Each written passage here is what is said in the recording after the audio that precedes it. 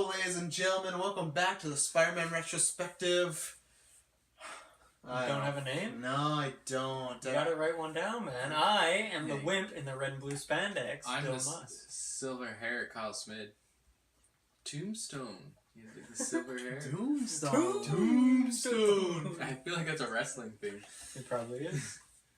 Bonesaw is That's it! I knew it was something like that. I'm Travis. I'm You can always fall back on that. I got lemonade, Tim Hortons drink. I don't care. Wow. We are talking about Spider-Man Retrospective. This is your first time tuning in. You should probably go back and start from the beginning, but if not, we are reviewing every animated episode of the 1994 classic animated series Spider-Man. If you're interested. Every animated version of the all animated of them. Only in 1994, though. If you're interested as well, we also did all the movies. Like, we did Spider-Man Homecoming review, but we did the Sam Raimi trilogy. We did the Amazing Spider-Man. So everything Spider-Man that's big. We've been around the block. We have. Like Beverly and It. Wow. Shots fired. This is going to come out like months after. I was going to say more like MJ. It's a completely irrelevant joke. More like Felicia. I don't know. We're going to talk about it. One or two people will get the joke and be like, oh, nice. Good joke, dude. So we are talking about Spider-Man animated series. Season 3 we're at. We're almost done season 3. We watched 3 episodes. The layout is very strange. We had many conversations. Wikipedia lays them out. I do have to apologize because of Wikipedia. They made me think the Venom episode was next, and I did say that last episode. That, we're doing Venom next. So I super apologize because Wikipedia's a liar. That's not the way it was on Netflix. But we watched The Ultimate Slayer. It is on Netflix next, though. So we will watch it the next time. Yeah. So let's do. I guess we talk about the end. Want to start with Ultimate Slayer then? Yeah. Ultimate Slayer, angry over his son's arrest and conviction, as well as Spider-Man now knowing his secret identity, to which he blames Alistair Smythe, Kingpin attempts to kill Spider-Man by turning Smythe into a cyborg to let him do it. What the fuck? He won't do it. Yeah, I'm gonna let him do it. Smythe's father is revealed to have survived the explosion in this episode, but Kingpin has put him in a suspension. Cryogenic suspension. I didn't know if I was going to pronounce the word, so I was often... I don't know. This episode, I'm going to start... I guess I was going to say it for the end. I think the 3 we're going to talk about. I think we've talked about a lot of trilogy episodes that we think were in the lower. Mm-hmm. I don't think all of them were bad. I think these are kind of in the mid-tier. And I think this episode was... It's definitely not the worst we've ever had. It's not even like the second worst or third worst. I thought it was just alright. I like what they do with Smythe. Anytime Kingpin's around, it's great. He's been in a lot of these episodes, like pulling the strings. But I've never been a big thing of, like, Smythe as the big evil robot. I was like, okay, that's cool. Kind of feels like a semi-filler episode. Like, I know it's something of the comics, but, like, I think it's good for one episode, and that's why I think it's different when we did the Spider-Slayer episode. That was a 2-parter, right? Yeah. Where this is, if this was Ultimate Slayer Part 1 and Part 2, I'd be, I don't know. But just because it's one episode, I can accept it, and I think it was a fine episode for me. A fine kickoff to these 3 episodes. That's a good way to describe it. I mean, I think this one's better than the other Spider-Slayer episodes, simply because, like, the villain is... actually a character who's been around and has some story. And that's what I like about it the most is, like, Smythe, I don't think this is the first time we really get backstory on him, isn't it? We did it just a little bit when he started working with Kingpin and his dad, but we also, it wasn't really backstory because we saw kind of forget it, right?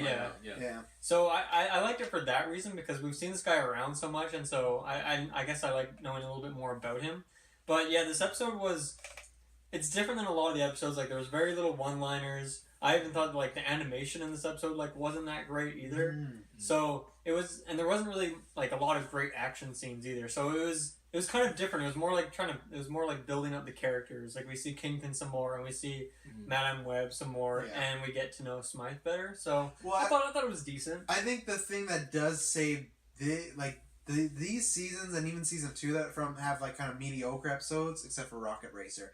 Mediocre episodes is like the love dynamic, and I did kind of forget about, like, we do get quite a bunch of stuff with Harry, MJ, and Peter. That's probably the best part of the episode. And that's what happens if you take that out. I think this episode drops a lot, but it's like those things kind of save these episodes that could be bad or okay, they're mediocre to good because these love triangle that's happening now, it's like 2 love triangles is interesting. So that always to me saves it. If this was around, I would look at this episode much more with a not looking back on it as a positive way. I Right. think there's some fun stuff in there. Again, for this episode for me, it was more of just a filler. I didn't feel like actually all three of these episodes, I didn't feel like anything really like went above my expectations or anything. I just thought, oh yeah, these are all right, and it was kind of good.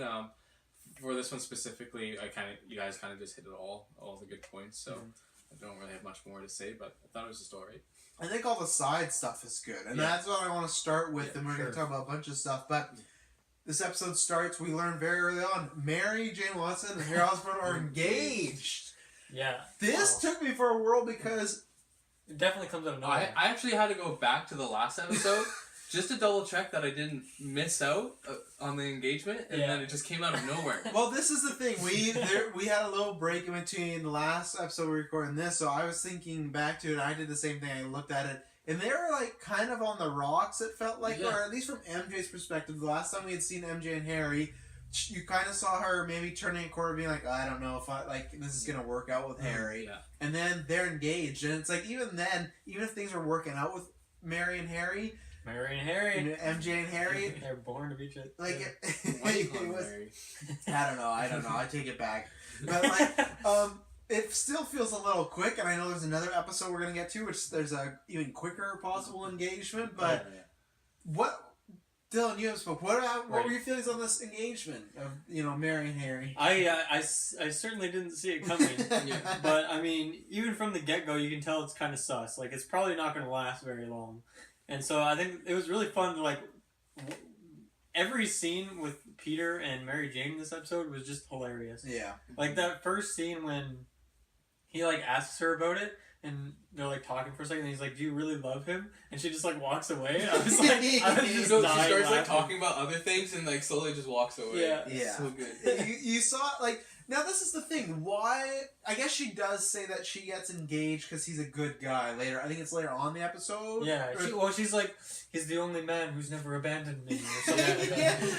He's always there. I can't believe she threw that remark in Peter's face, because honestly, it's talking about she's comparing her dad leaving her to Peter like missing a few days. Now, yes, granted, Peter was an asshole with some days, but it's not the level of your dad being a W-bad and abandoning you when you're a child. And that's like, I'm still Team Felicia. I'm even more so after a few things. Like, there's been so many eye-rolling moments with MJ. Like, it's so woe is me, and I get it. This is like the classic romantic angle of like she's going with the safe guy, right? The guy that's gonna be there, the guy that loves her, but like she never ever. The guy who's like your little brother. She never really ever feels like this is gonna. You never believe this is gonna really happen, and she becomes such a shittier character from like it's a minor spoiler, but like this doesn't last that long, and a few episodes later, like she's already back with Peter, like She's all over the map this season. Like, literally, she's wild. She does not know if she's coming or going. Ever since her and Peter broke up the first time after that thing that happened last year, and she found out him and Felicia, she's been all over with her dad, with Harry, with this. Yeah. She's good. That girl's going through a lot. She is, but like, give her a little bit of a chance. She's a stressful life. She's breaking Harry's poor heart by putting him through this engagement. But yeah, it caught me by surprise. It just like maybe you think Harry got engaged with her just because things were on the rocks, and he thought maybe that might just click it all together. Fair enough. Even though they don't explain that in the show at all, but that's the only explanation. I gotta go off what the show shows me, and I don't think we don't ever see Harry, so it's hard to judge. We see him occasionally. I think the few times we have seen, I think he just thinks he's in like a great relationship, and he has no idea, because like we'll get in that later. But there are some signs that point to him thinking it's not MJ's fault this breakup happens. It's all Peter's fault. Yeah, so in his mind, like Peter maybe came in and was like a homewrecker. So I think he thought everything was great. And MJ, I say all these remarks, but she's still a nice person. And I'm sure with Harry, she's making it nice. Like she's not. I hope that she's not just treating him like shit all the time. Oh, she's definitely not treating him like shit. But so she knows there's something better, which is Peter. Yeah, but he doesn't know that. He's like, I got the jackpot, and I'm gonna put a ring on it. I'm gonna get married. My dad's gonna be so proud. And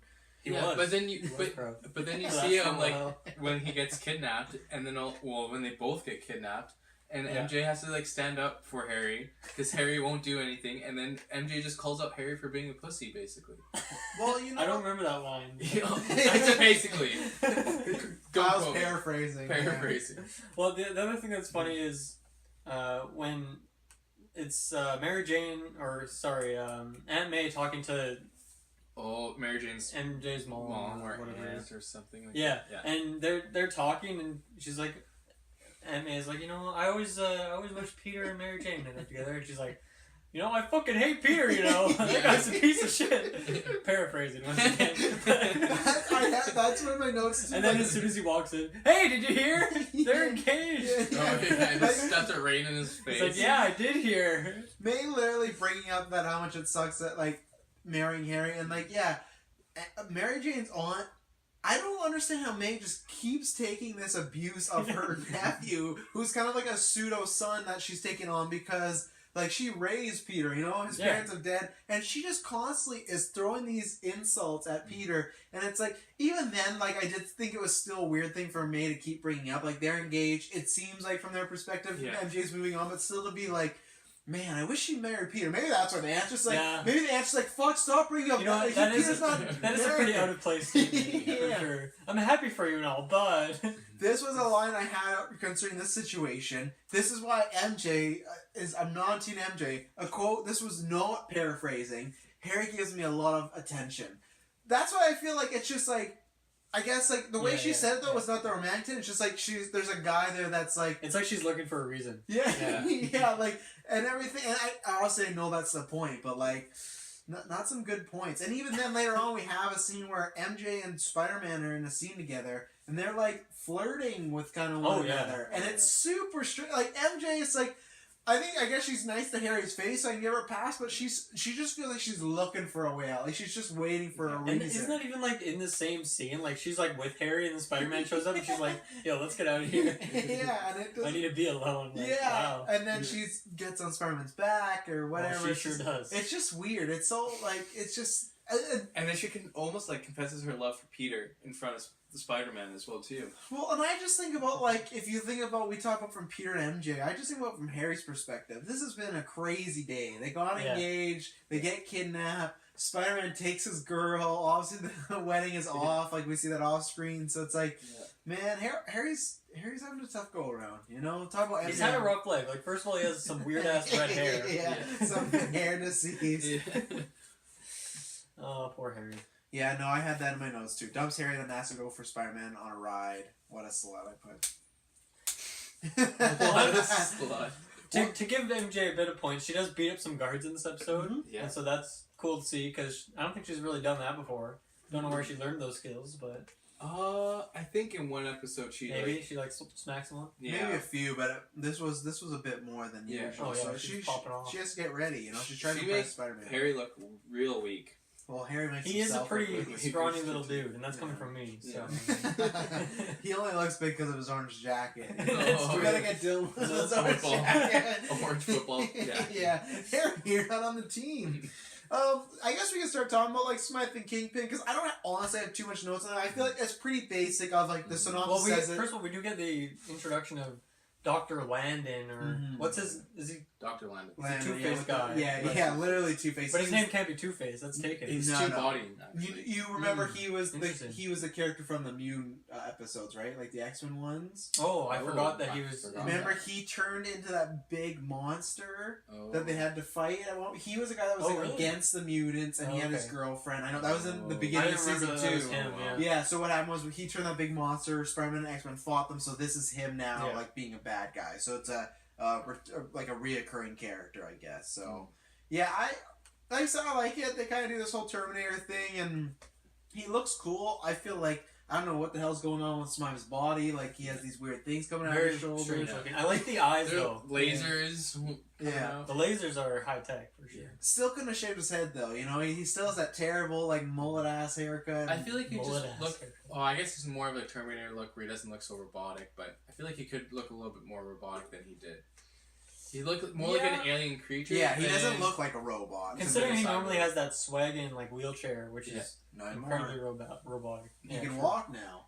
True. So it's be in a wheelchair or become the cyborg. It's one or the other.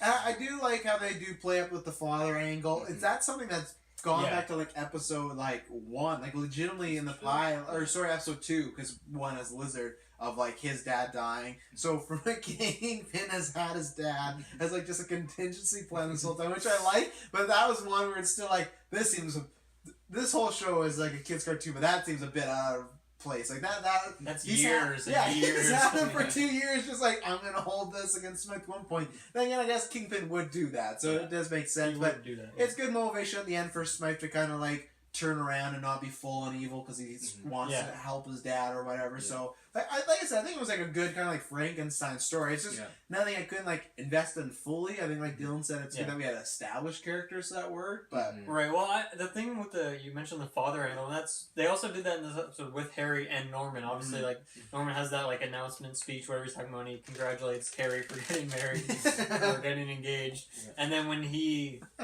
Because Harry got like kidnapped, right, with MJ, and then when he like saves him, they have like a nice hug and stuff. And you know what's funny about that scene is Harry's just like with his dad, and he just like walks away. And kind of like leaves MJ. MJ, yeah, that's why, you know. So yeah, I like that double dynamic of the father son between two different characters. Mm-hmm. Yeah. I have in my lines for quotes is like the only one I have. It was actually a Kingpin quote, nonetheless. Probably the same one as me. Despite my size, I have the ability of a cat. The agility of a cat. The agility of a cat, sorry. And you have the loyalty of a jackal. Very nice. And that's all I have from line. Because like you said, Spider-Man did not quip that much. I think because this was a really emotional episode between Smythe and the love stuff. He wasn't in the most joyous mood as he usually is. The writers couldn't think of any cyborg puns. They so that's the main problem.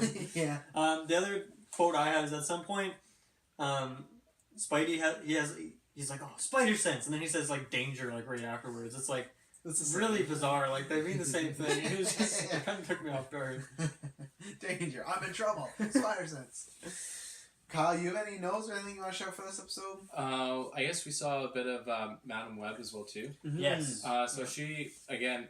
Still, I guess I kind of understand what she's doing. She's more like a guy for Peter. But even though it's like, I guess I'm confused because I want to know more about Madam Web, where she comes from, instead of just this. Well, you'll never get the full on where she comes from, but that's kind of like a comic book thing. Like she's always a semi-mysterious character, but you will find out kind of motives of why she's there. Yeah, because all of a sudden she kind of just pushes Peter into the right direction and like really forces him and tells him not to be an idiot, like, and to think smart about his choices. And you know what? Like, you can't beat Smythe with your powers or whatever. Like, he's strong, so you got to use something else. And I think it's just brings it back. It's good motivation for Peter to like think outside the box. Because sometimes I find he doesn't, and he just does things. He doesn't really think them fully through. It's true. I think she's a good. I'm glad that she's around. I feel like I like all the scenes that Madam Web has. Yeah, just because Peter is very hot-headed a lot of the time, especially when he's in that spider suit. He just has all the confidence in the world. And sometimes he needs to get a little down to earth, Gets his ego chopped. And I like always how he just ends up in a new place. He's like, how do I get, like, every time. He still doesn't get it. How did I end up here? He's seen Madam Web multiple times. He's like, what's going on? Any other notes on this episode? I don't think so. No? We could talk about the very end of the episode. When she, so MJ just goes up to Harry and breaks it off and says, "We're done." I can't believe it. Bitch. Within just a couple days of their engagement. Norman had a big speech. Told all his friends. She drops that "I love him like a little brother" line. Oh yeah. I don't think she says that to his face though. Right? No, she says it to Peter. Yeah. And Peter's like, "Why did you break up with him?" I think that last thing I guess I have is just that. It must be an awkward conversation Norman and Harry are gonna have, Like, Poor Norman. He's also had a tough year. I've turned into the Goblin. Harry hasn't done anything. No, he's still living off his dad's funds. He's still waiting to see him on that football field, but he's just walking on his jacket. He's got the jacket. I'll be there one day, Dad. He's warm, okay? One of those blue jeans, son. Should we go to the rating for this one? Yeah. I'll go thumbs up just for the love stuff, actually. I think the actual battling stuff is just a alright, fun episode, but the love stuff, anytime that happens, that raises the stakes. A 2 thumbs up is usually like a great action character episode, or the love stuff with a great like villain. 1 thumb up for me. Yeah, me too. Clean thumb. I'm gonna give it a halfers. I still think it was an alright. It didn't. I guess the love stuff was really good, but at the same time, I didn't really feel like I was super invested to the rest of the whole story. I thought it was just more of a filler episode than anything else. Yeah. Like, just let's reuse the characters and just make them change them a little bit. Because I felt like that whole engagement thing was very rushed, and then all of a sudden, at the very end, at the very end, like, it just ended. It's like, well, what was the point of that all? Like, you could have almost... You know what, I'm gonna go half. You tell me, because they could at least stretch it over 2 episodes. And this is where I will give them not the benefit of the doubt, because in season 1 we said it acted very, very much like one episode was a contained story, right? But 2 started the like, oh, they're seeping into each other. We said with season 3 the biggest thing so far is like, look at all the Daredevil episodes. That's like 2-3 episodes of them continuing with all these storylines. Even with what the fuck is his name? Morpheus.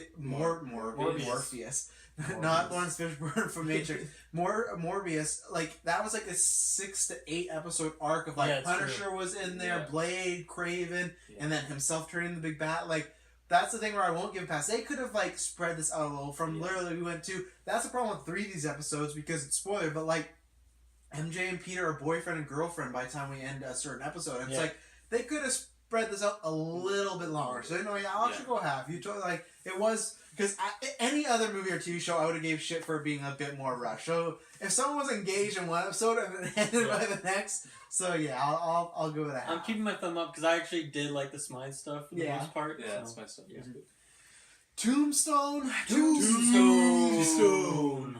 Wow. Is that gonna be a thing every? Maybe. Yes.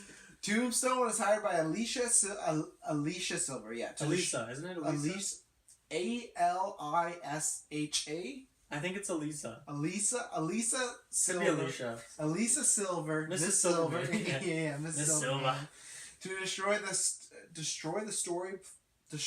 the story plan for Daily Bugle, revealing that she had taken over father's criminal organization. We need to edit these things. Is that on Wikipedia? That's can we change those? Yeah. Can we do the World Service and just link them our cast?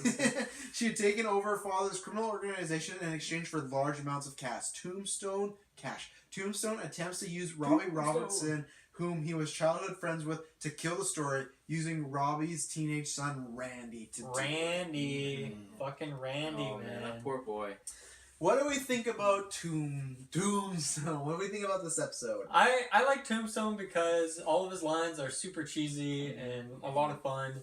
And I don't know, I think he's a cool dude. I like that we got some backstory for him because he kind of just showed up before as like a hired Goonie kind of dude. So I like Tombstone. I think it's also good to get some backstory for Robbie because we've seen him. He's been around the block and he's always kind of just that very minor character. But this is the first time that he's really, his impact on the episode. It affects the story. Well, he's involved in the story. But we also get like major backstory about like the stuff he did in the past. So that's very in season 3, that's quite a ways from just him always being like, Spider-Man's doing good, Jonah. Like that's always been there for us to be like, he's a good guy. So I was a fan of this episode. Yes. I thought this episode was pretty decent. Pretty decent. It was. I think Tombstone was a pretty interesting character. I really like his voice and like his jokes that he uses are pretty good. His teeth too. His teeth. It's pretty. Just razor sharp, just like razor sharp. That looking like it. No problem with apples or corn. Yeah, no way, no. No. Actually, with the corn, it'd probably be an idiot because you go right at the cob, and I mean that's a problem. Yeah. Unless he likes that, he probably does. I feel like the writers in this TV show have some sort of like missing dad. Conflict. There's a lot of that because this is daddy issues. Daddy issues because this theme kind of pops up again. Like Robbie and his dad aren't getting along type thing. That was in the ad. It was, we need people who know Spider-Man comics and have daddy issues. Yeah. You're hired. So it's kind of an interesting theme that we've kind of seen, but no, I thought it was pretty decent and I enjoyed it. So. Yeah, I think I love Tombstone because like his voice is good. He hasn't popped up in many comics I've read, but I've always liked his look. He looks very similar in the comics. He's actually a bit more jacked in this show than he is in the comics. So all that fucking corn on the cob. yeah, and corn on the cob. there's rumors he's gonna be in a Spider-Man spin-off movie coming up in the next few years. So I hope that is the case because I think he has a cool look and you make a great poster villain. I like that. I like Robbie as a character. I think once we talk about more, I'll maybe know where I am more. But I think it's kind of on the same as Ultimate Slayer for me. I like Tombstone, but the whole Randy's kind of boring. Yeah, and we spent a lot of time with him. The Silvermanes, I've never been a huge fan of, even like that. Like I liked when they did that thing with her and Peter dating. Yeah. But once it was revealed she was evil, and you had the whole thing with her dad, the tablet of time. It's kind of like the Ultimate Slayer. So remind me, is her dad like a kid? He was turned into a kid last time we saw him. Yeah, he's a baby. Yeah. Okay. So I don't know. He's just chilling. He's probably about 7 or 8 now. He's coming along nicely. He has a babysitter. That's why you don't see him in the show. Harry was about to adopt him before. That's gonna be a plot point. Like Aunt May is gonna babysit young Silvermane. So like they are kind of tired with episodes that I wasn't that fond of. So that's why it's kind of like but like I think I enjoyed it. I think it. I don't know. I don't know if it's my least favorite out of these 3. Yeah, it might be. I think it might be for me. So yeah, but it was still. It's once again nowhere near some of the other bad episodes. No Ultimate Slayer, no Rocket Racer. You know, like Rocket Racer wasn't that bad. Rocket Racer is fucking awful. The thing that kind of lets this episode down is that we get no MJ or Felicia stuff at all. Like 0. So I mean that's. Like, obviously, that, like, made the last episode so much better than, you know, the regular story, just because, like, those backstories are always so much fun. And it helps the next episode, too, a lot, because you have MJ and Felicia in there. And that's what I just talked about, like, with the whole, like, you can have, like, great love stuff, and a villain, or a good story. To me, this is, like, the Ultimate Slayer episode, but with no MJ and Felicia stuff, and it's kind of like, oh, okay. Yeah. It's alright. And I guess it's, like, kind of pushing also another theme of just, like, for kids who, like, feel like they're kind of maybe part of the gang or like might be getting pushed into that. It's a do-gooder episode, type thing. So the bandana gang, maybe you know the direct whoever's producing is like, hey, you know, we need a good feeler type.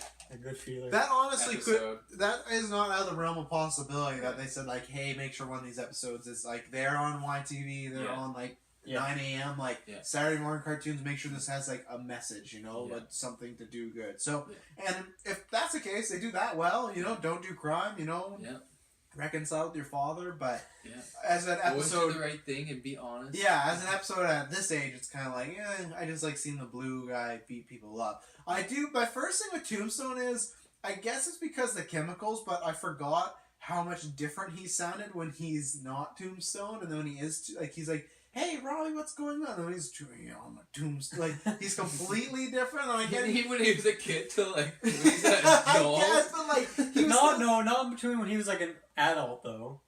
The voice isn't that different. The voice isn't that. He's just a kid. He sounds like right, because he busts out of prison. Yeah, I still think his voice sounds. Yeah, I guess he was out of prison. His voice still sounds very, very much different. I thought it was a little bit more like thug and whatever, that kind of like jazz. Not jazz, but like that 70s in Airplane when that grandma lady starts talking to this jive. Very jivey. Yeah. Fair enough. I find it's a weird kind of shift, but I get it. Chemicals can do that, so, you know. Those classic chemicals always left out. Mm-hmm. Side point, I love how he fell in those chemicals and then they go back like fucking 10 years later and the same vat of chemicals is still in the exact same spot, still bubbling, it's still making ready business, to go. You know? That vat of chemicals is getting around. They gotta play off the laws. It's almost the same one from Batman and That's what I was It's the exact same one. Look, Tombstone turned, you know. That's the thing. They leave it out with so many people falling through it. Why from different universes. Why do you think Tombstone is committing these crimes? I feel like he could get. Well, I guess they were robbing that place. I was gonna say he could have had like a great lawsuit, but I guess they were there illegally, so that kind of ruins. He brings it to he brings it to the judge. He's like, "That's a big court case," and they're like, "But sir, didn't you break in there?" Yeah. Oh. He's just he's an inherently evil guy. Mm-hmm. Like that's why he wanted to break into that store as a kid and get Robbie involved, you know. Mm-hmm. Now this is the thing they bring up. Silvermane has like incriminating photos against her that would prove that she's in the business. I honestly, I know someone could throw out some comments, and if you do, please. I don't know what these photos could She be. was getting it on with Harry Osborn. Well, like, I guess, like, you literally... Do they have photos of her literally by, like, piles of drugs and then, like, money beside... Like, what are... Or maybe they have connections of her to all of this that's going on. True, fair enough, Or but, like, they make it something. seem like in this episode that she pays everybody else to go do her bidding, right? Like, I think she Tombstone... does, though. But that's the thing, like... I feel like it's like, hey, you mean the secret... Like, when her and Tombstone talk, they're in, like, her office in a building, right? Yeah. I feel like you couldn't get photos, you know? That's the thing where you could, and I guess... Well, I feel like even a picture of her talking with this guy named fucking Tombstone, who's like a hired Maybe sometimes thug. they meet at a coffee shop down the You know road. what? Screw you guys and judging people like that. He fell in a fucking vat of chemicals. He's just trying to make a living By... being a professional corn grower. The problem is he keeps eating all the corn, so he has no business. But okay, fair enough. You guys made your points about the photo. I just love that and like, they're incriminating photos against me. Like, It's the classic, it's the classic plot point. mm-hmm. One line that, and we said this, Tombstone has a lot of good one-liners. At one point he says, "I'm late for a funeral." Yours. So good. That pause. So good. Another quote I had from Tombstone was when all the rubble is falling down on Robbie and everyone in Spider-Man as well too. He's like, "Rest in pieces," and then he exits the building. You know, I feel like he used that one in an earlier episode for some reason. He might have. He probably did, but like, I wouldn't be surprised if he did. Or someone like Rhino has probably used a similar thing, you know, like, I feel like I have heard that. Mm-hmm. I had my notes too, like I said, I like the Robbie origin, it was good, it was good to get some backstory on him. You get to meet his wife. I think this is the first time his wife shows up. I have a lot to say about his wife. Okay, let's get into it. His wife might be the worst character since that Jamaican taxi. Hero Spider-Man. Spider-Man. The way Spider-Man. their conversations with Robbie and the way she says things like, "What are you gonna do? You can't do that!" Like, she's constantly yelling at him. She's constantly like, "What are you gonna do?" Like, she's always in his face. Like, no wonder why he's a bad father. I honestly don't blame her a whole lot because Robbie, much like Peter Parker, constantly just fucking leaves and clearly lies about where he's going and all this shit. And then, like, their son is obviously troubled. You know, he's with the bandana gang, the most fearsome of criminals. The best part is when Robbie just gives her the guns, like, "Get this away from here." Yeah. Well, there's this scene like when he gets off the phone, he looks scared for his life, and then his wife's just like, "Is that about Randy?" And it's like, she just seems like she's missing a few crayons in the box. She cares about her son. But like, they had a conversation about like Randy being in trouble. Yeah. He gets some information like, "Is that about Randy?" Like, she is off. Like, I think I hopefully have some more. I don't think I do because I actually honestly, this is my bad. I put she's awful and I just put awful in caps. So you'd have to watch the episode. It's just the way she approaches him. It's just the way she says things. She at times feels like she's like super caring about everybody, and then she feels like really like selfish. And it doesn't. I don't really understand. And to me, this is like, man, you guys are getting a divorce in the next year. Like, wow. They terrible. won't do that in the TV show. No, well, they will in one episode. They won't use the word divorce. They'll say, "We're not together." Yeah, separated. yeah. Or when I used to be with your mother, or something like that. Never like full on, but yeah, she was an awful character, and I think I have a few little other notes, but the thing was, I think like the ending was kind of, I don't know. It made sense that it was going to come down to Robbie kind of having to help take out Tombstone, but at the same time, I was like, I don't care if Robbie's here, you know, like, it's the thing of, like, it made sense story-wise, but I was kind of a little checked out of, like, being interested in, like, okay, Spider-Man's helping out, they're fighting goons, but, like, I didn't, like, they were trying to build up the Tombstone and Robbie, like, feud to be, like, this big climactic thing, and I was just like, this is just a side story, like, I know this is not going to have any impact on the rest of the show, so I thought it was alright, but I didn't really care too much in the end for it, so. Yeah, I mean, I feel like we'll probably see Tombstone around at least a couple more times, and we'll see Robbie around, obviously. So I don't know. I just like that they have a little bit more backstory, even if it wasn't, you know, the most well thought out story in and of itself. Because I mean, it is pretty cheesy that they just go back to the same place and, you know, we get some of the same bad chemicals and all. It's very, very comic booky. You know? Like, I have a couple quotes. So Aunt May has a good one. Who knows who else will show up here? A human lizard? A giant octopus? Thought that was fun. Yeah. Fun little reference. I have a couple from Madame Web. Some evil can only be fought with the human heart. think that one's pretty nice. This one is nice too. Someone's got to keep score, and I'm not sure you can count. I had that one. Yeah, shots fired.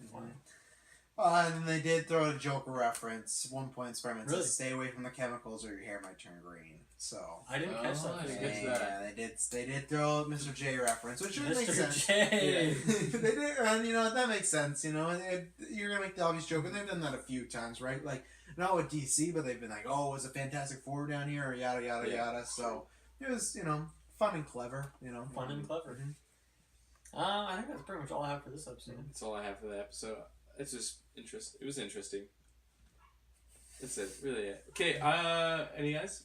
Let's do ratings. Wow, you're out of you're here. rushing here like MJ. No, I'll just go in the middle. It's not good enough not good enough for a thumbs up, not bad enough for a thumbs down. Yeah. So, alright episode. Yeah, I'll put my thumb right in the middle. I like Madame Web and Peter Parker, and I like Robbie enough in this episode, but I don't know. His son was kind of boring, and the Bandana Gang was pretty boring. Yeah. His wife was pretty boring. Tombstone was, good as always. Mm-hmm. So there's good stuff, bad stuff, and there's no like MJ stuff. So yeah, well that's one thing. I think this is a weird combo of three because it's not that they're like three really bad episodes. I just think they're 3 episodes that not.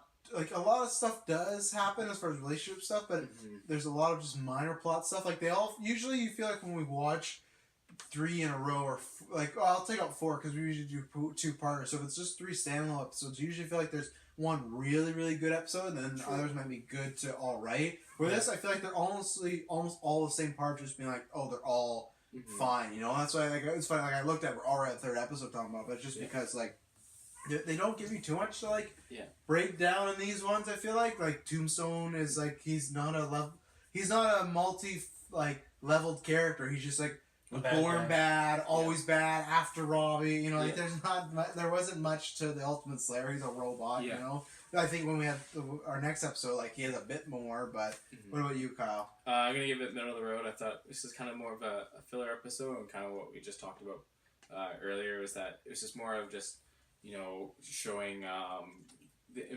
society and how to overcome any pressures or anything like that. Just more like a good feeler type thing for the kids. Good feeler. The Spot. I love this episode. Hey, I'm not gonna get into the synopsis. No, Wow. No, you can do the synopsis. Dr. Jonathan Owen?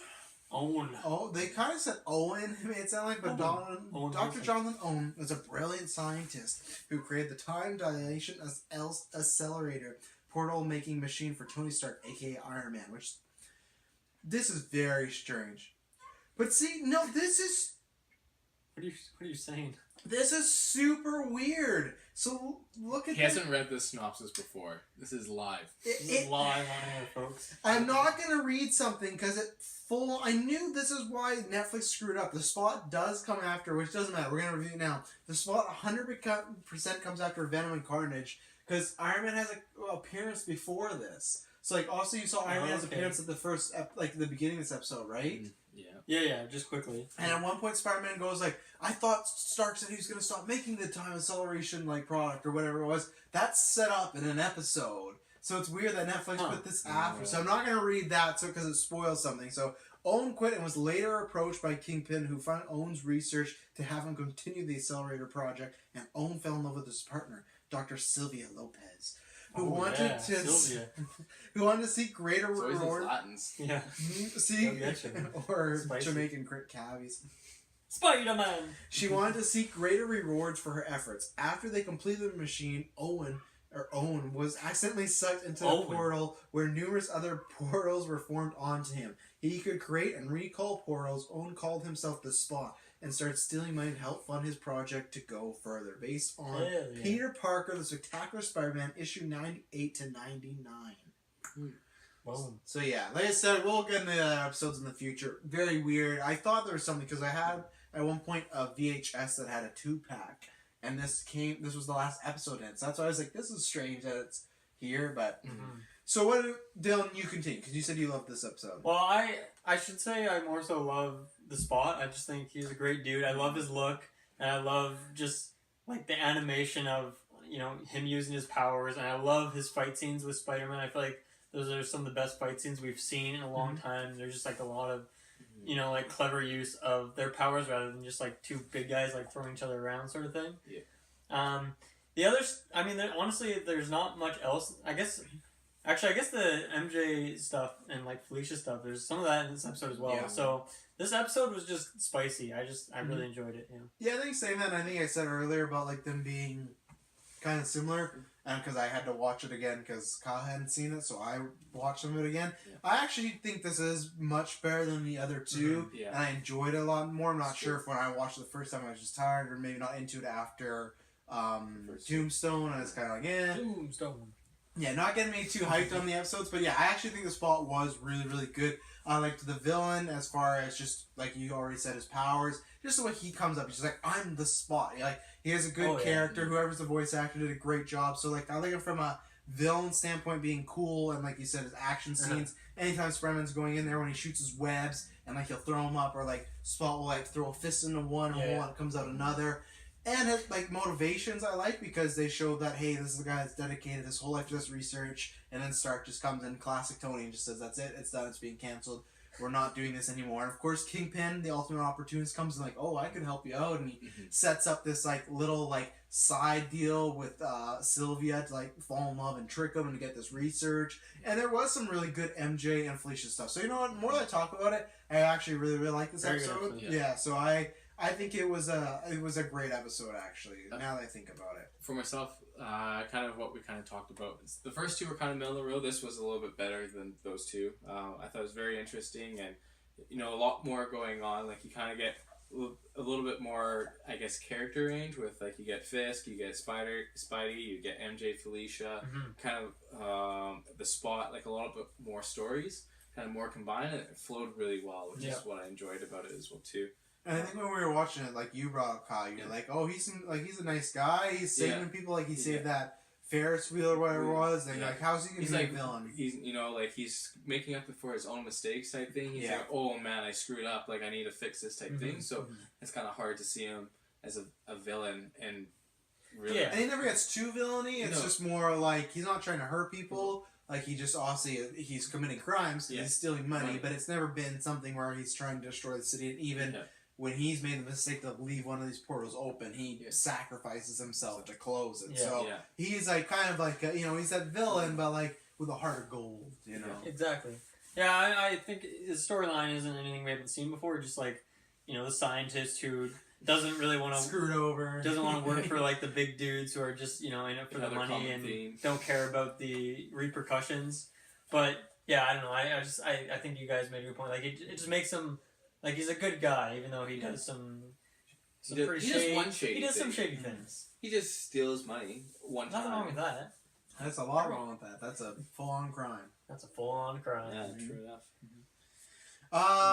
Yeah, so Tony Stark appeared, but we'll get into that more in the future. There's really nothing to say about him in this episode. It's more just like a name drop. You do see him in other episodes, so I hope so. Yeah. Well, it kind of just leaves him on a cliffhanger in this. They go into this hole and you just don't see them again.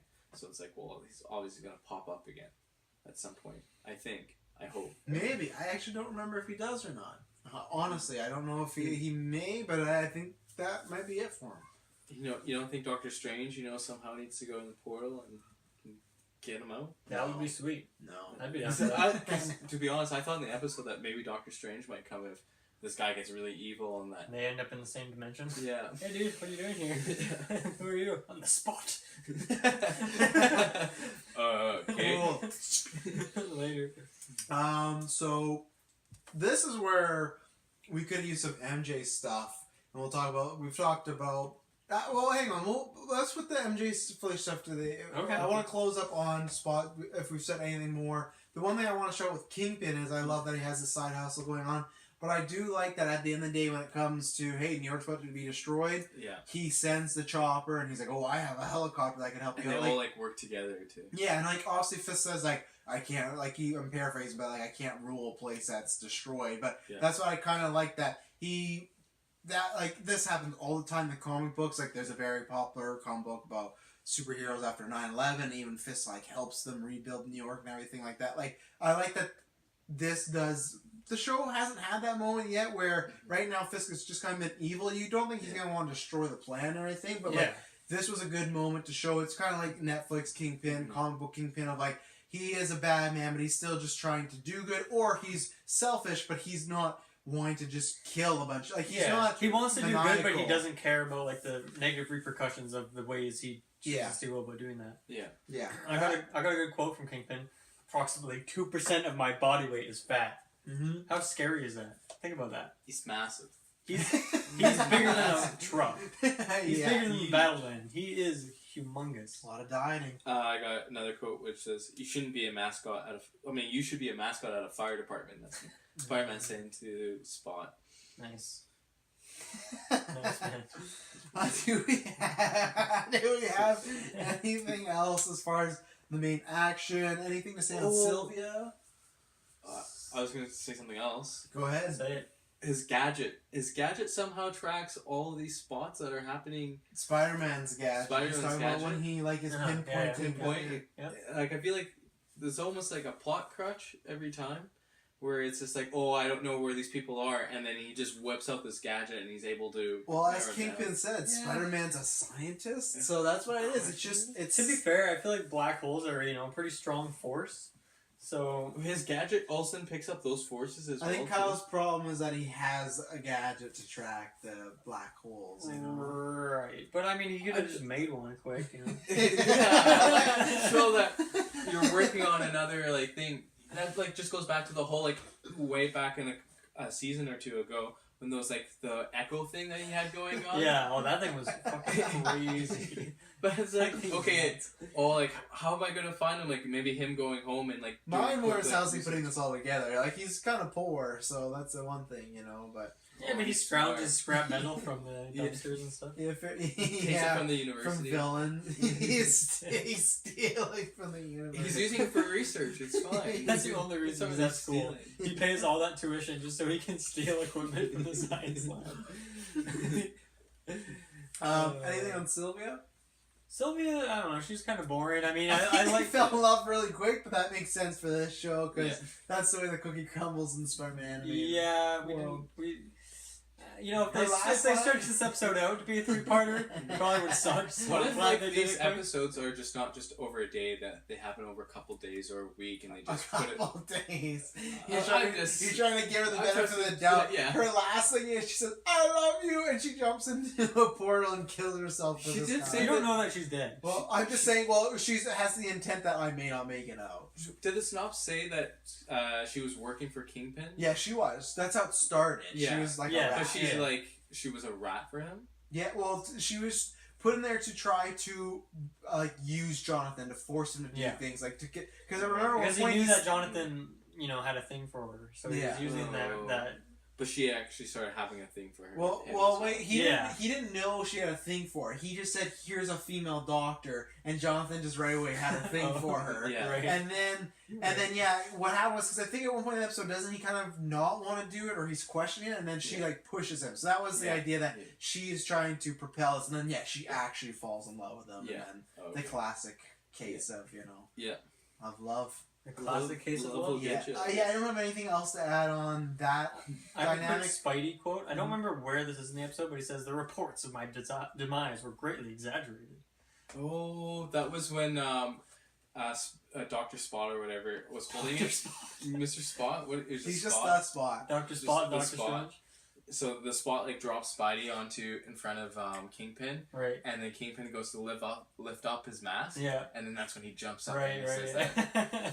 It's a good quote. Yeah, I liked all that. I liked all the action scenes, everything the Spot was in. I thought he was a great, fun character. So I agree. Let's get into the spicy stuff, the bread and butter of this. So there's a lot of happening in the love world. Harry has one scene. Let's talk about Harry quickly. Yeah.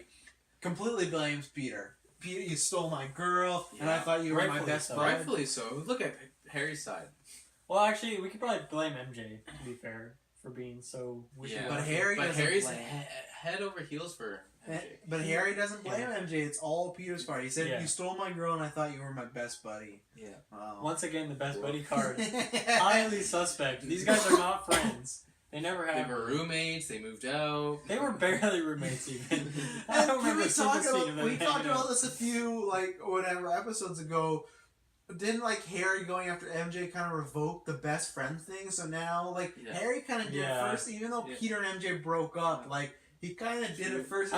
I'm trying to picture them just chilling out, playing some video games or something. What would the conversations they'd have be? Because Because we they don't couldn't. get any of those They can't scenes. bring that up because that would just be too awkward. So, hey, have you seen MJ lately? How's she doing? That it would just not. It'd be so awkward. Well, I feel though you have an awkward. I think those characters together are usually awkward. It's so funny to say this, but these anime characters don't really have that much chemistry. Oh together, no, they have none. So that's a Harry thing. So Harry's just mad at Peter. So we start. This is where, who knows what happened. The last episode could have used some of this. MJ and Peter start the episode. They are holding hands together. Yeah. We have had the last time we saw MJ. Ferris wheel. Yeah. Yeah, they're on the Ferris wheel. Last time we saw MJ was her just breaking out with Harry and talking to Spider-Man. Yeah. But we never. So is this related because we're apparently watching this out of order? Oh, true. Maybe this If happens this- in the Venom episode or something. Maybe. How many episodes That would forward make is this more supposed to be? sense. There's 2 episodes before it. Okay, Oh, Because so the Venom is a 2-parter, Venom Returns. we're getting a little. If this is supposed to be a season The finale, Venom episodes are going to be nice prequels. I honestly, there could be something, and it does say in the synopsis, but the 2-parter is really packed. If I remember, there could be some love stuff, but there's certain characters. Okay, that's a spoiler. Iron Man's in those episodes. Yeah, There's yeah. a big villain that comes back. There's a new villain, and there's Venom. There's a lot in those episodes, so I don't know necessarily. Well, you don't even need much. Even if you just have 1 or 2 scenes, just as a True. build up, I guess. True. So should we? Let's not talk about that just in case, because we can talk about love stuff, but let's assume that they did explain. If not, then we'll talk about the Venom one. But Okay. so they're back together, whatever, because they do rush with some stuff, but. Again, Peter, something happens and he leaves her Carnival, at the carnival. And then, in the midway of the Classic episode, when he carnival. bumps into, I love that he bumps into Harry and then MJ at the same time. Yeah. He goes to talk to MJ and MJ's all pissy, tell Peter that I don't want to be with him. And her friend's going very elementary school. yeah, and then Yeah. her friend's Peter, MJ wants you to know. And he's like, I heard her. What did MJ expect? Maybe in that episode, maybe we'll see. Maybe he says it's gonna be different this time. But even then, and she does maybe rectify it at the end. But he's left her many times before. Many times. Many times. Happens Yeah. all the time. And she's just this is act I know she's oh again, but it's that's the definition of insanity. Like you said, and then at the end she kind of accepts it. And the way she accepts it doesn't really make sense because she's you're a reporter and that's what you do. But it's then why is this always Yeah, your it problem? seems it's weird that she forgives him now after 3 years. Maybe she's just come to the realization of it all. She's just after, Dylan said they'll find after 3 years. Hey, he's man. a I don't know if it's reporter. been 3 years, to be fair. What? I just made that. I I pulled that number out. I like to say 3 years years because for each season. I like every season being a year in TV show land, So, but yeah, she is the most bitchiest thing you've ever seen in that scene. Yeah. Yeah, MJ's kind of annoying sometimes, but So yeah, sometimes yeah. Anything to say else on MJ because and then at the end she forgives him and then they're kind of back. Oh, and then she just does drop the L word. She does say "I love you" to Peter. Big moment. well, I forget what does he say back. I can't remember. Does he? I don't think so. I think she just He says probably it. drops the Harrison Ford I know. I think she just says it, and the episode kind of ends with that as yeah. a happy note. Yeah. I think we're to assume that he does love her too, right? So Oh yeah. I don't think he's gonna drop a bomb and Yeah, say, because she's oh, when your boyfriend keeps running away. She said that. And it's wait, what? Their boyfriend and girlfriend? Yeah. I hope we missed something, because if Yeah. not, they're very rushed. Oh. This is just rushed Oh, as this is much too as Yeah. the goddamn engagement. But do we have anything else to add on MJ? Because we have another. We got some Felicia. going. Yeah, we got some Felicia action. Anything to talk about MJ? No. So Felicia, she is back. She is back after a while. What Long did you? hiatus. What did you guys think about Felicia's return? Yeah, she has been gone for a little while. So what do you guys think about this? And what do you think about her situation she's in? She's seen some dude For a couple And of years. For a couple what? years? For a year. Not a year. We met him in this episode. Yeah, he's a new dude. I thought. Wait, I thought you said he wasn't not a new dude. We've seen him before. We've seen him before, yeah. When?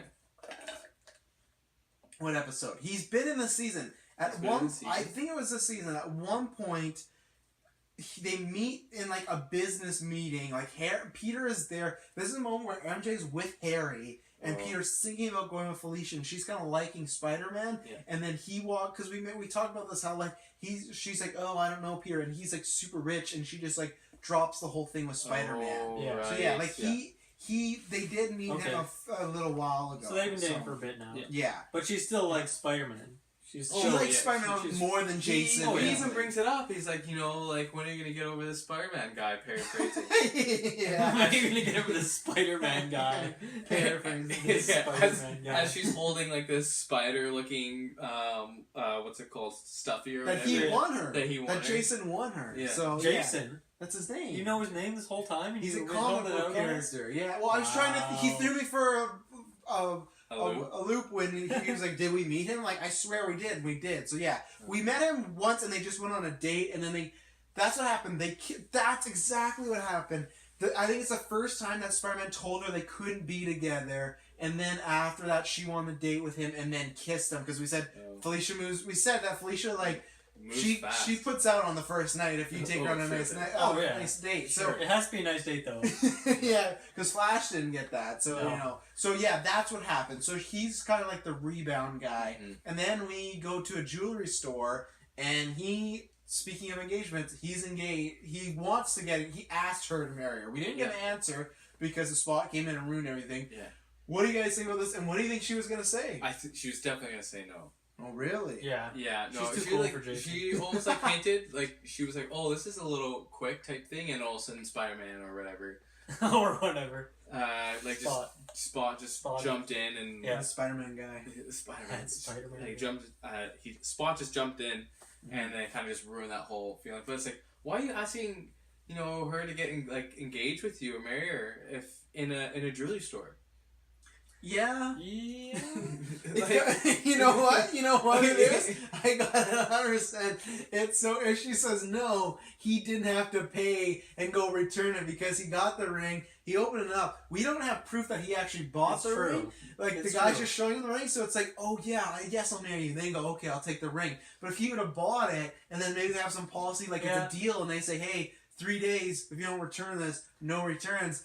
He doesn't want to spend that money, even though he's like a billionaire. He doesn't want to spend that money. Well, the other thing, he might have already bought it, and he's like there because if she says no, he can just return it. Yeah, 2 birds, 1 stone. He's covering all the options. He's not expecting her to say yes. He's just asking her. He's just going out on a whim. He just asked her because Harry asked MJ. He's like, "Oh man, these girls are getting married quick nowadays. I gotta get in there."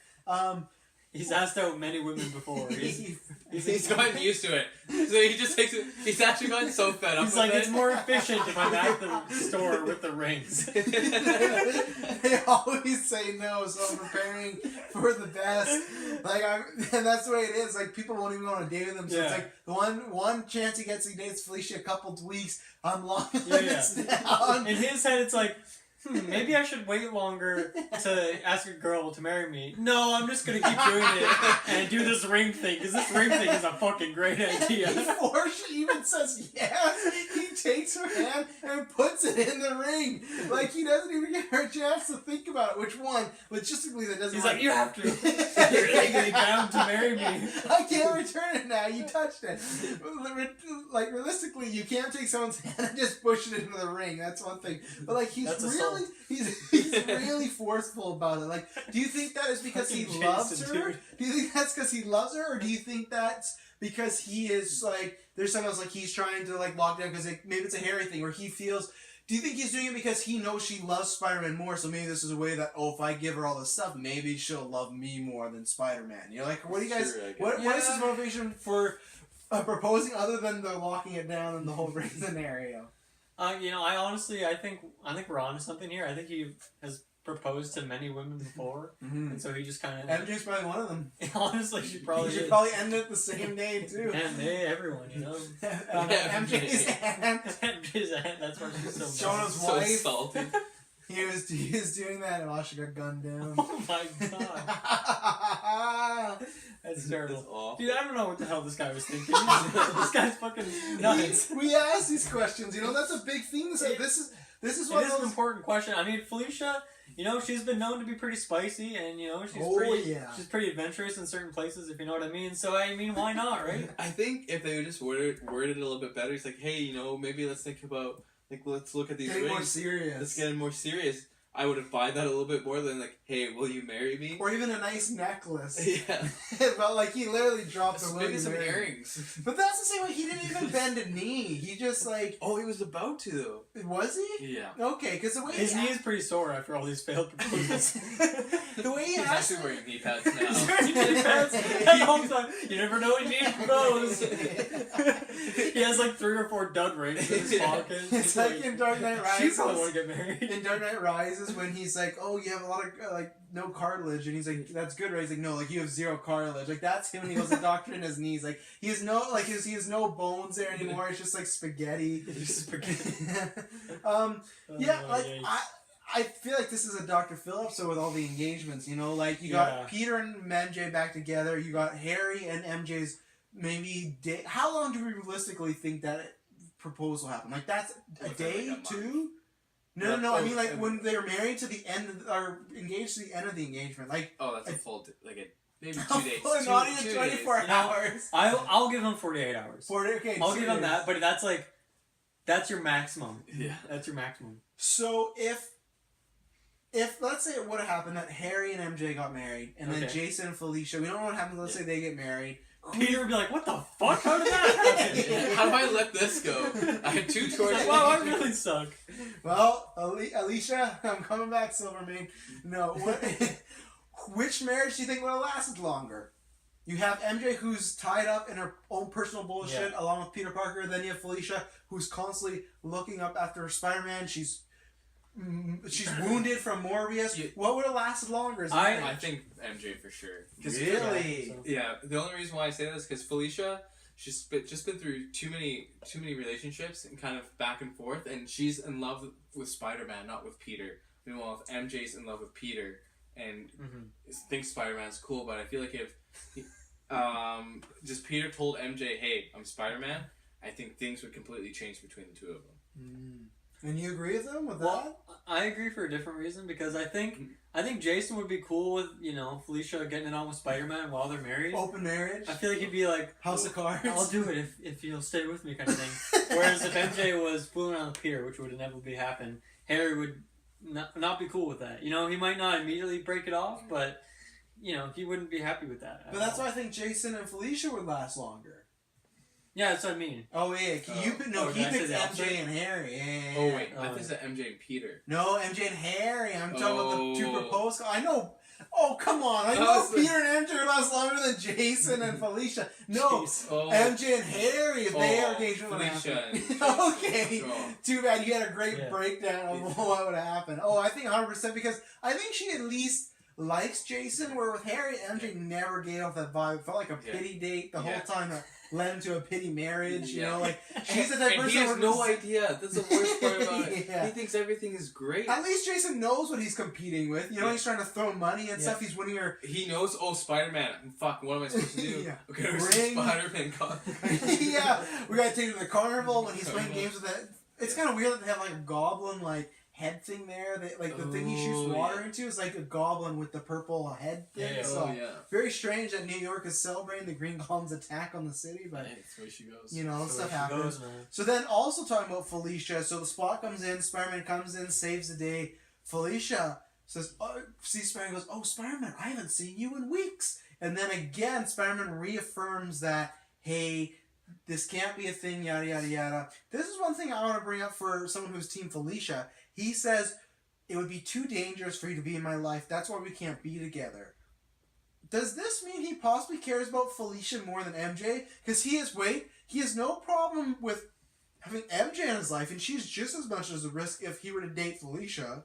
So I think it's because Felicia is in love with Spider-Man. But what does she doesn't like? What does she expect to get married and Spider-Man to be walking down the aisle in his costume? Fuck yeah! But no, but that's what I mean. Like he's not walking down the aisle; he's fucking swinging. He's swinging her. I think she would eventually have to know like, okay, I'm gonna meet that guy who's under the mask. That's Spider-Man. So it's like, but then if she does, or when, or if, or if I don't know, she's gonna be disappointed. You think so? Yeah. Really? I think she's gonna be disappointed, like, with herself and just in general. With herself? Why? Because she liked Peter and then like put him down and went out for other guys and realized went for Spider-Man too. Went for Spider-Man, not knowing that it was Peter the whole time. Okay, but take that out. Yeah. What? With my whole thing of like them eventually being together, I feel it's strange for Peter to be dating MJ, but to tell Felicia that's too dangerous for us to be together. Why is it not too dangerous for him? Because and MJ people to be know together? who Spider-Man is. But it doesn't. Villains are after Spider-Man. Villains are after. But that's villains. I guess villains are after Peter Parker because he knows Spider-Man. But that's my point. Is like I feel like MJ is already at risk though, whether or not they're dating, because like if anyone were to keep up on them, keep tabs, get a spy out there, they would know that they're already friends and that they could use MJ as leverage against Peter anyway. Well, right? If they knew about Peter and Spider-Man. Yeah. But that's which some people do now, right? Yeah, you say that like, oh, because she's just like Spider-Man. But like I said, again, they're not going to go to dinner and he's going to be dressed as Spider-Man. Like yeah, but you're not going to see Felicia hanging out with Spider-Man like that's all what she the time. wants. I don't think that's what she wants. I think you're taking it too literal. I think she wants. I don't think she wants just to like have Spider-Man like she does, but not in the sense of like she. So you think in her mind she wants to have a relationship with Spider-Man, but Spider-Man has to stay in the costume. Yeah. How is that possible? Because she likes the idea of Spider-Man and not the idea of somebody else. Okay. Maybe she just likes to fly around on rope swings so much. Well, she should take a couple fucking gym classes. Wow. Yikes. I'm still Team Felicia, but come on, MJ's had a couple bad episodes here. MJ's wild, man. That's true. That's not good. But she's consistent, wildly. But that's she keeps going back to Peter. Meanwhile, Felicia just moves on, which is, I guess, more, what's it called? More normal. It's like, oh, that didn't work out. I'm gonna move on. My boyfriend turned into a man bat. Moving on. It happens. Yeah. Do we have anything else to show? Obviously, there's a big thing at the end which we can talk about, but other than that, I have a few one-liners to throw. But what are the one-liners? At one point, Spider-Man says "spot remover" after he punches the spot. Good line. And then he says, at one point, I don't know how Fisk sets it up. He says something, and then Spider-Man goes, "What did you have in mind? A pie eating contest?"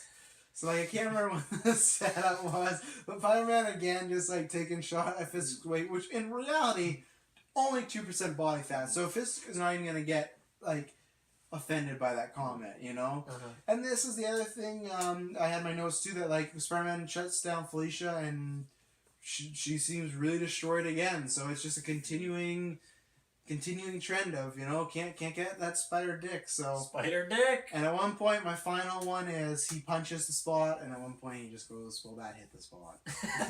Nice. Just very literal. Easy spot puns. Mm-hmm. I got a quick quote from Mr. Spot. "I got holes in my pocket, right where they belong." Yeah. Classic. Mm-hmm. That's good. True classic. Something that Travis and I, well, more so Travis, the 3D animation on the catamaran on the boat that's happening. Yeah.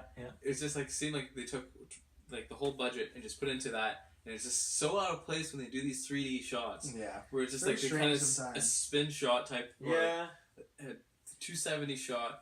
To me, you could just tell they had new technology and they really wanted to play with it, but you couldn't do a whole show of that, right? No, so I don't know. I think that's Futurama does that a lot too, where they'll just have a shot like that. So maybe I'm just used to it by now or something. Oh, really? It's not really weird to me. I don't know if it was because that happened. I think just because it didn't look the greatest. Yeah. This version of it, so it really stands. We're working on this, guys. Work in progress. But maybe do that behind closed doors. Yeah, do that on the pod. Show that to the execs. Yeah, not us, not the kids, but not the kids. So, anyways, this episode ends with a big Easter egg. Someone is talking on the phone, a good, nice, raspy voice. Nice raspy. Mark Hamill is back. Hobgoblin is back. He's talking to someone that is a Kingpin spy. Yeah. And so he says, "I'm happy to have a spy in the Kingpin's organization." Yeah. And then it ends with him laughing. So, what do you think this bodes for the future? And I always ask this when he appears, and this is a great setup. Do you have any idea who the Hobgoblin is? No fucking clue. No idea who the Hobgoblin is, but I think his spy is Dr. Landon. Yeah, I don't actually remember who it is, but I think that's kind of like the only person it could be. Yeah. I think that's the only person we know. Unless it's somebody that we like meet later again, like they come like to a regular character and then like they retcon like he's been a spy all along. I actually can't remember that, but I think it will probably be Landon just because like that's the only person there. I'm sure Kingpin's not the greatest to work with all the time, so so. But yeah, no idea who Hobgoblins. Like I said, you have met Harry. whoever it is. We have met him. You have met them, Them as in multiple people? No, that's just me trying to be like gender neutral. Gender neutral, yeah. I am not saying anything. This is my favorite. I'm I pretty feel like sure it might be a female. I'm pretty and sure We've May, seen this like more Uncle than Ben, one. We've seen this person a few times. the Rocket Racer. yes, the Rocket. Racer. You got it, the Rocket Racer. Oh, And I think you will find out soonish. I think at least in this season you do find out. So really? you're getting closer. Oh, That should be fun. Mm-hmm. I'm excited for should be that. juicy. Very juicy. Juicy. Well, rating. Like this episode quite a bit. We talked about the most out of the other one, so that shows I think how much we liked it. That's true. Thumbs up for me. Not a double thumbs up. A double thumbs up. It has to be like a knock out of the park, but like a good solid thumbs up. A good solid thumbs up. Good episode. Yeah, for me, like I really like the villain. I love the Spot. I think he just looks cool, and I mean, I like his voice, and I like his one-liners and his action scenes and stuff like that. It's cool that we get to see like a second side of Kingpin because up until this point, like, yeah, he does a couple fundraisers here or there, but he's still like pretty much always evil. But the fact that he gave Spidey and crew like his ship to go destroy that thing was a nice touch, and then all that MJ Felicia goodness is always great. So I'm gonna drop the double thumb on this one. Whoa, 2 thumbs. 2% of my body weight right there. It was good. I'm gonna give it a good thumbs up. I thought it was a great episode. It was a lot of fun. It's just again like a lot of relationship stuff going on. Mm-hmm. The Spot was a pretty interesting character, and a bit of Kingpin, and it was a good episode. Mm-hmm. Cool. Yeah. Well, ladies and gentlemen, that was it. Spider-Man Retrospective, another one of the books. Now, 100% next time you can hear from us, it'll be the Venom the Venom episodes. So You've hyped them up, so they better be good. I consider them great. I hope I consider them good. I haven't watched them ever with like a critical eye though, like what we do here. But I think we enjoyed the Venom episodes. There's quite a bit of juicy goodness in these episodes. I think this will have a similar vibe to like the Punisher, Daredevil episodes where a lot's going on, a lot of fun stuff. So those are gonna be fun. Thank you very much for tuning in. You can check out all our stuff. We got a bunch of spin-off shows right now. Who knows when they're coming out? We got Netflix and Phil. You got the GeekVerse. I don't know if you got GeekVerse Scotland actually. It might be in the break between season 1 and 2 when this comes out. Yeah, hard to say. You can go watch the old episodes of GeekVerse Scotland. We got an entire season. We had Geek Mania, which I'm sure was a huge success. We canceled it. Someone died. Wow. Yeah, so tell me when we film this, but what else we got? Geeks Creed, I'm sure they're kicking up something over there. They just had a new episode, but this is also months prior. So. Yeah. But you can always go to... The new Assassin's Creed might be out by the time. Yeah. Who knows? What you can always go to is the main episodes of GeekVerse weekly, whether they're reviews, newscast, the whole shebang, the main show. So thank you very much for tuning in. Find us on YouTube, Twitch, iTunes, SoundCloud, Podbay.fm. If you want episodes like this early, this and Netflix and Fail and our retrospectives, check out our Saw retros and our Marvel. I know for a fact is going on right now. Nice. So Marvel retrospective. If you like all of those, go to Patreon. Throw us some pocket change and get good, glorious, spicy, juicy content. Content that Felicia would pay for. So until then, we'll catch you on the web. Wow, didn't even wait for me, these bastards. You took. I set you up. I was waiting. Oh my god.